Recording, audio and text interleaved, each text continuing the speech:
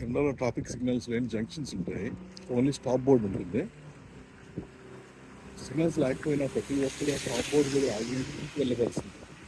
Moment traffic ఉన్నా లేకపోయినా ప్రతి ఒక్కరు ఆగి వెళ్తారు. ఆటోైనా పగలైనా అసలు ఎవరు ట్రాఫిక్ రూల్స్ డీవియేట్ చేయరు. ప్రతి ఒక్కరు ఇంటిగ్రిటీ తోటి దాన్ని ఫాలో చేస్తారు. చూడండి,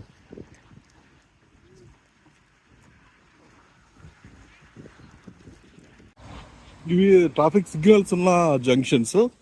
ఇక్కడ అలాగా వెళ్ళాలో మీకు అందరికీ తెలుసు, నేను చెప్పక్కర్లేదు.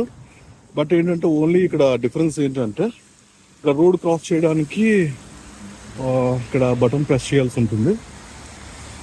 ప్రెస్ చేసిన తర్వాత వెయిట్ చేయాలి. మనం ఆడియో ప్రెస్ చేస్తుంది. రోడ్ క్రాస్ చేయడానికి ప్రెస్ చేస్తాము.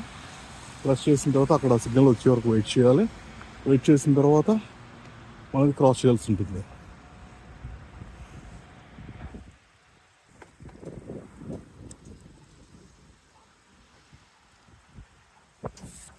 ఇక్కడ వేరే రోడ్డు ఖాళీగా ఉన్నదా అని చెప్పేసి ఎవరు దూసుకుని వెళ్ళిపోరు.